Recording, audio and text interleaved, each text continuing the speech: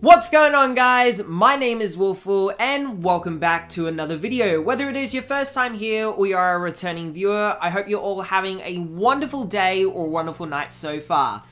So it definitely has been a while since I've really gotten around to doing any content. Of course, you guys recently saw a video where I titled it, I'm Still Here, because indeed I'm still here. I just sort of took a bit of a hiatus. But that is also the same thing when it comes to the SPYRO-VERSE. The last concept we did was the Hunter, which was back in November, I believe.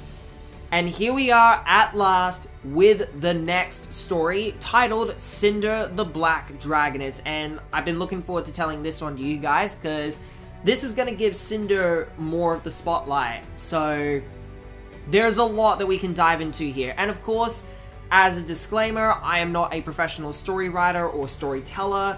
I just like to get creative with these and share my thoughts and ideas and stories with you guys and have you guys implement your own ideas as well if you'd like to. So, honestly, there's not really much else I gotta say at the moment. So I think, without further ado, I think it's finally time that we dive on in to Cynder the Black Dragoness. So, of course, the story once again is going to open up in an MCU Phase 1 style. And we've done this for the previous two concepts because this is Phase 1 of the Spyro Cinematic Universe. Or SPYRO-VERSE is obviously what we're calling it. So, after this plays, we're going to open up on basically a short flashback of faint memories from Cynder's time in A New Beginning, showing as a type of nightmare only to then transition into reality in the present day right after the scriptures of Flame and Ember are revealed. So, to be more specific, this is basically showing her perspective of things that happen in The Legend of Spyro New Beginning, but also from the perspective that we saw in the game. So, of course, she was in her corrupted form at this point, and doing what she could to free Malfoy. Of course, she wasn't successful, but she still did a lot of terrible things. So we kind of get to see more of that dark side. It's kind of like, in a sense, with Darth Vader in Star Wars, where you get to see more of Vader and what he's done. So it's kind of like that with Cynder here. And then, of course, with the scriptures, as I mentioned in the Purple Dragon, in the post-credit scene, Flame and Ember get revealed in the scriptures, so this picks up literally right after that post-credit scene. So, of course then, the dragons, including Hunter, in the room are checking through more of the scriptures and discussing on the matters at hand with the World Order, including the trial for the Fallen Order Red. So Red was our villain in the previous story, and Red is still sort of in focus here because he's gonna need to be put on trial. But then, some of the Guardians in the room, however, were secretly discussing about Cynder, seeing as she was once a servant of Malfoy herself. So this will give you guys an idea of the type of theme that this will sort of go towards, because not everybody is gonna see her as a hero just yet, because there's a lot of mixed opinions. Some see her as the good guy, others see her as a major threat still. And there's going to be a lot of that you'll see further on with the story. But with that, we'll keep going.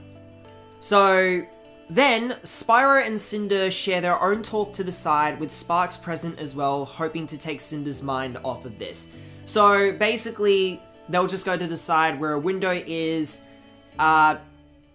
basically kind of like Spyro checking in on Cynder in a way, but also just talking about what happened recently with Red and just also everything in general with what's going on with the world as we know it now.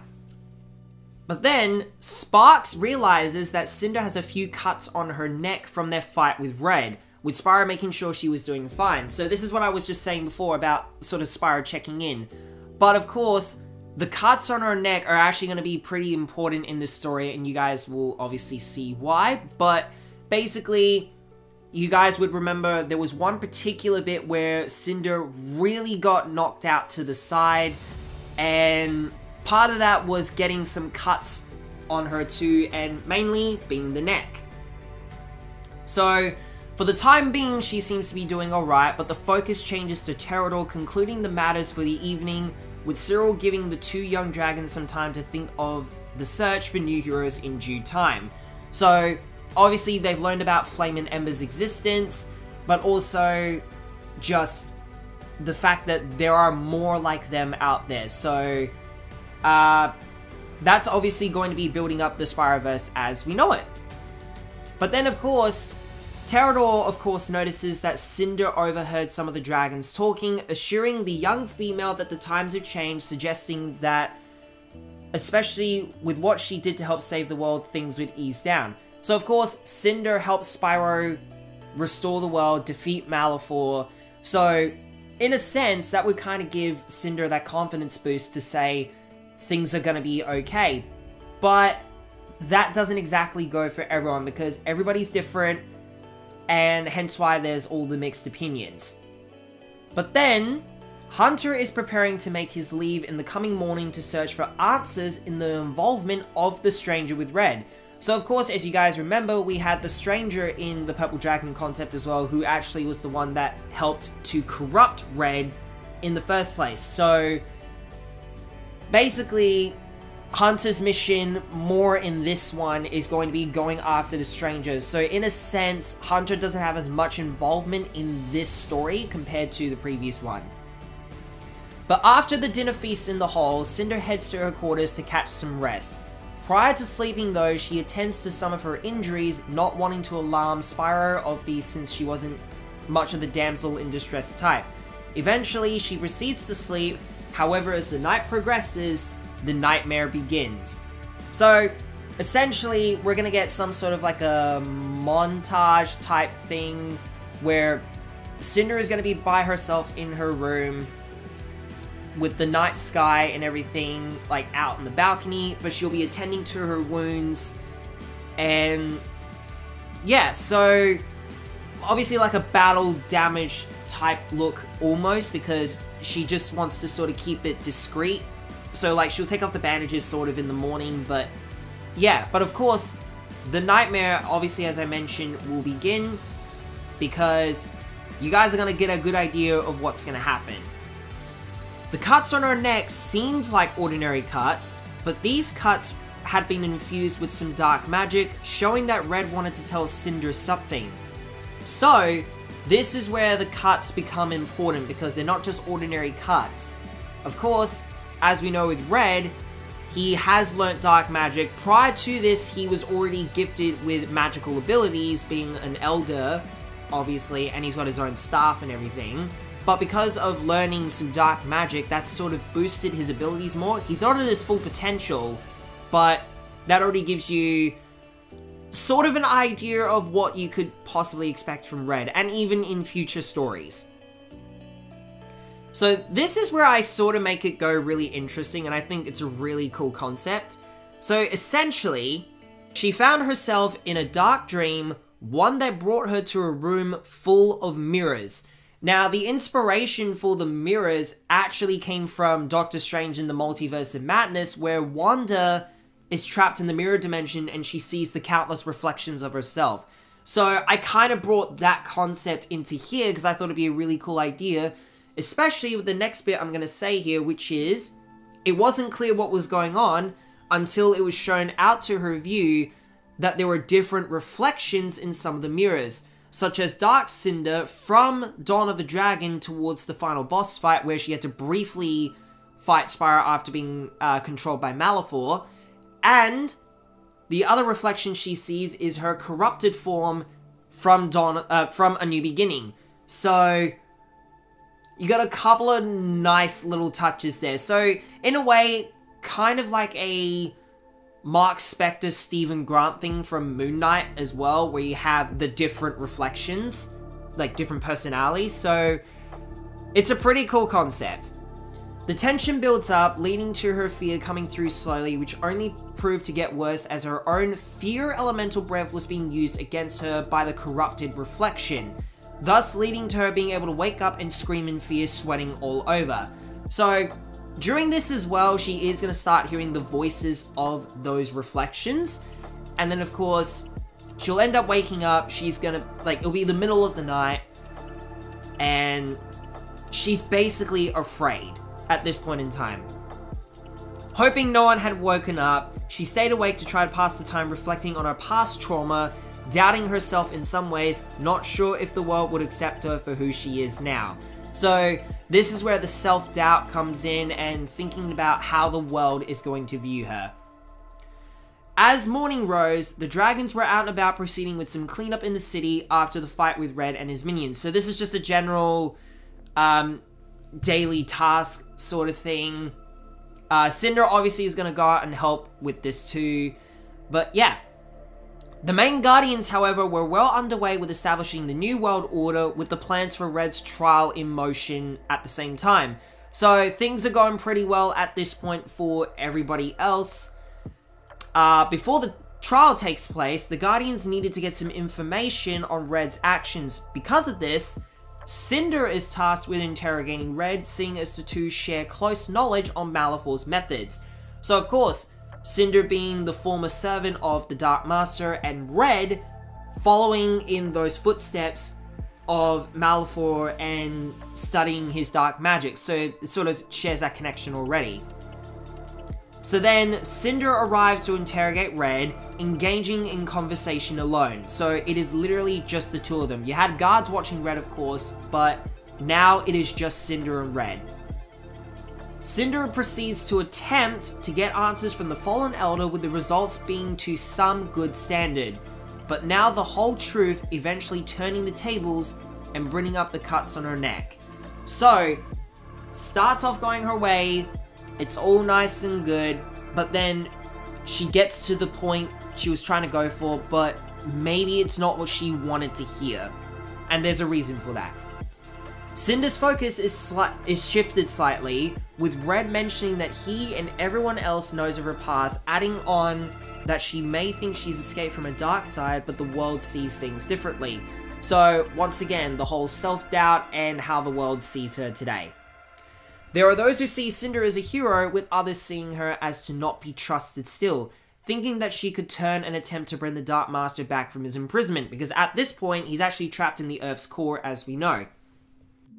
Eventually, Cynder becomes stressed like she was during the night very slowly, with Red seeing this as he was getting to her slowly. Of course, at times, Red seemed as if he didn't want to do what he did, but he had to do what was needed to prove a point. So, that's kind of like Red having a motive there, essentially, because as we know, he was trying to make a point in the Purple Dragon with the whole world order about how things fell apart so quickly in the previous order, and that was why he wanted to go back to the old ways and stuff, or try something new, but with that previous knowledge.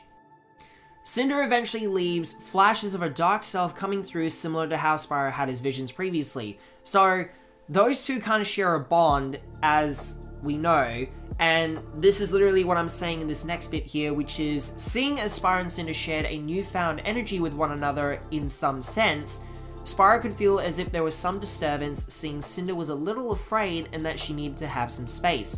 So, again, he's just sort of left her to have her own personal space for now, but he's obviously going to be there if she ever needs. As time passed, Red's trial in the Great Hall commenced. Cynder had returned and was with the other dragons as Red was being trialed.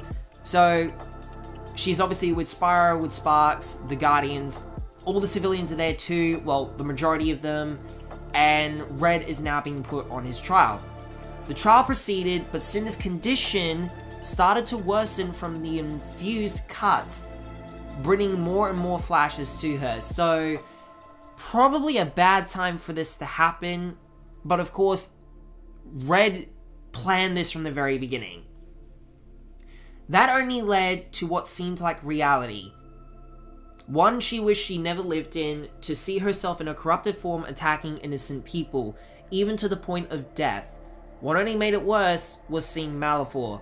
So, with the condition getting worse, she's now basically seeing hallucinations, and hence, she's even seeing Malefor, but mainly herself in her corrupted form, hurting innocent people and possibly even to the point of death. So this is going to bring up that fear, her anxiousness, everything.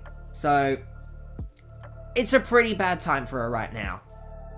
Secretly, this was Red's plan all along, to get Cynder seeing these visions to show her true colors, which then led to Cynder letting her fear go, unleashing a powerful blast of fear that corrupted her body, the people feeling the effects, and even Spyro, now letting Red free as he too would attack some of the Guardians, but this time to escape, to which after Cynder finished, she and Spyro flew out to try and stop Red, only to be blasted right back to the ground, Cynder panicking in fear of what just happened. So because her focus is not in tune at all, so hence why Red has gotten the upper hand here, because he's used her fear to his advantage. And this is exactly what he wanted. So kind of like a prison escape attempt, essentially, is what Red did here. Spyro made sure she was okay, being concerned for her well-being and mental health. The Black Dragoness now turning to see the public opinion, many of them threatening her and even demanding that she was finally put on trial. Some even proceeding to apprehend her now, but Spyro of course got in the way to protect her, some even going for him now, as Cynder then again faced another flash of her corrupted form, letting out another screeching blast of fear. So this is where now they're becoming a lot more hostile, and it's not good for her. Spyro obviously is doing what he can to protect her. The civilians are not like attacking Spyro, but they're trying to get to Cynder through Spyro by getting him out of the way and stuff. So yeah, with a quick glance, she was able to fly off, going where she couldn't be found as she headed to the outskirts of the city walls where Red headed to. So she was determined to go and find him and bring him back, essentially. But she's still panicking, she's still in fear, so there's all these emotions going through her right now. She couldn't find him, but in just minutes, she had the guards looking for her. Seeing as she let a dangerous being escape from trial, now she was finally seen as a threat again, especially after the damage she caused. So she did damage part of the Great Hall because of her fear blast, but also now she's kind of getting these flashbacks of when she was in her corrupted form and how she was seen as the villain. People were afraid of her, people wanted to stop her. It's basically back to that again, but she's not what she was obviously in that corrupted form. She's her true self, like her true size and everything, but she doesn't know what to do now. Of course, Spyro and Sparks were both really concerned. They needed to figure out what was going on with her, because they have no idea what's going on at this point. They're aware of the carts, but they don't actually know that that's the reason for it. But back with Cynder, she found herself with Red now, the Elder Dragon proceeding to thank Cynder for the escape, with Cynder only responding in rage towards the fallen Elder. But since she was blindly offensive, she was easily being beaten by the fallen Elder. So again, like I said, her focus is not in tune, so this is why Red is getting the upper hand. Red proceeded to tell Cynder more of what they were talking about back in the interrogation. He mentioned that he knew of how she was taken as an egg, raised like a daughter to Malifaux, and then being turned into a monster to do his dirty work. So more and more traumatic flashbacks for her, so it's only getting worse for her. And of course, this only angered her more, still attacking the fallen Elder as the two engaged in combat officially, not alerting the guards yet. So we have another fight with Red, but this time it is solely between Cynder and Red. Like an actual 1v1 rather than multiple going for Red at once like we did in the previous one. Hunter kind of was a similar thing where you had Hunter, Meadow, and his dad against Gull and stuff. During the fight, Red explained that she was seeing herself in these visions for a reason, and once more he used his magic to bring her into another one of these visions, the two now fighting in what seemed to be a dream world. So this is not him being overpowered or anything, but this is him being able to link with the dark magic that's already infused with her, so that makes it easier for him to get into her mind, essentially. Cynder saw the mirrors once more, countless reflections of her counterparts. Was this perhaps glimpses of the multiverse after the events of Dawn of the Dragon? So as we know, the multiverse is going to be a big part of this, and because of restoring the world, there is a possibility that Spyro's power may have opened doorways to different universes. And as you guys know, we're going to be bringing in characters like classic Spyro and all of those characters like Bianca, classic Hunter, Sergeant Bird, Bentley, Elora, all those people. And same thing with having Crash Bandicoot and Ratchet & Clank. So we're getting small glimpses of the multiverse, and I think it's pretty exciting. She proceeded to fight Red, a conflict within her that she was fighting as well, seeing Red as a reflection of her past, following a path that led to self-doubt and guilt. So now she's seeing Red as herself. It's kind of like the hallucination. Basically, she is fighting Red, and Red's perspective is he's himself, Cynder is herself, but now Cynder's perspective is kind of, she's now seeing herself. And this is only making her feel more guilty of everything she's done. And of course, we already saw this in the Eternal Night, where she felt extremely guilty for the actions that she caused. But yeah, it's just been such a roller coaster for Cynder. Red, of course, got the upper hand most of the time, even sending Cynder through one of the mirrors, landing right back in the real world. But now her pain was getting worse. She was able to see Spyro, but it was reminiscent of their fight in the arena back during the Eternal Night.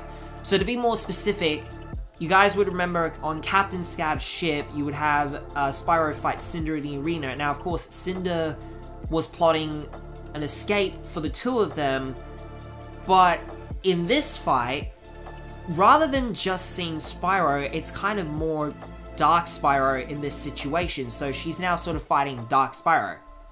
She now had to fight him as well, her rage getting to her as he turned into Dark Spyro. This was just Red using her pain as a weapon to corrupt her and turn her to the dark and realize her true potential. The fight continued, with Red getting hits from all sides, Cynder feeling weaker but bringing out her element of fear more, then pinning the purple dragon to the ground, preparing her poison breath, only to then look into his eyes, turning from pure soulless white back into purple. Now seeing her true reflection through his eyes, she saw herself becoming the very thing she desperately hated. And that thing that she hated was being the servant to Malifaux, who used her for his greed, his power, his motive to destroy the world. And because of seeing herself through Spyro's eyes, it makes her see her true self again. The one she wants to be, rather than the thing she so desperately hated. She closed her eyes, letting tears fall, giving into her emotions, falling to the ground, to which the vision of Spyro was gone. Red, seeing himself victorious over the Black Dragoness, whispering into her ear now that this was far from over, that she couldn't hide from her past, but he was right. She needed to face trial. The guards heard all the commotion in the distance, Spyro and Sparks heading that way as they found Cynder on the ground, the two immediately going to check on her. Spyro leaning down to her level, even proceeding to give her a very gentle lick on her left cheek. The first time he basically kissed her in such a manner like so. Because of course, we've not seen that type of affection being shown between the two before, to that sort of level, but this is the first time we get to see it. That made her open her eyes again, her soul broken but her heart staying intact because of Spyro. The guards then proceeded to move Spyro away, Cynder agreeing to let them take her for trial now, Spyro not leaving her side for a second. Time passed as they made it back to the trial, but now it was Cynder on trial rather than Red, who had vanished completely. Even with the place in some form of damage, the guardians of the trial, who weren't one of the core three, being obviously Cyril, Voltaire, or Terrador, accused Cynder of such terrible actions, both present and past. Cynder knew she couldn't hide from her traumatic past anymore. She had to accept her actions, no matter how the public viewed her, but when given the chance to speak for herself, she looked to the people, giving her condolences for how she affected all their lives if she ever did so, saying she was never proud of that past, but she had to make up for her mistakes. She made a vow to bring Red in if given the chance, and that if needed to be imprisoned, she could. As the trial continued, others were given a chance to speak. The three Guardians first, then Sparks, and then Spyro. Spyro especially spoke from the heart. He did love her, but of course he didn't want to exactly make that well known, even to her fully yet. But they kind of get that sense that they know they love each other, but they don't fully admit it yet. Like, they haven't really found the time to figure out how to say it. Eventually, it seemed like the public opinion slowly changed, but then suddenly, Cynder's neck was giving her more pain, to the point of fainting right there on the spot. Everyone in the room now unsure of what the reason was for and worried. Spyro going up to see if it was the cut on her neck. She was immediately rushed to the medical tower, being treated to by the finest dragons in the art of medicine. Of course, time then passed by, feeling slow at times, but then eventually, they fixed her wound. The cut, of course, was still there, but they were able to extract the dark magic from the wound, bringing it forth to the Guardians, who now saw this as the cause for her recent actions, now realizing that they were wrong to judge her on her past, uplifting her accusations, but of course now still aware that Red was once again at large. Back with Cynder, she was found in her chambers asleep, slowly waking up now to find Spyro beside her the whole time, Sparks over on the balcony. Spyro and Cynder had a talk there for a moment, Spyro being happy to see she was feeling better, still feeling guilty of course, but she was healing. She then reached for his paw to hold, Spyro reaching out too as he rubbed her paw gently in comfort. Sparks now coming by and glad to see her awake. So again, Spyro is now showing more affection for Cynder, but of course Cynder sort of made the first move, but this really does show the bond that these two share, which is a really powerful bond. By sudden surprise now, Hunter walked in, hearing of what happened to Cynder, glad to see that she was doing just fine now.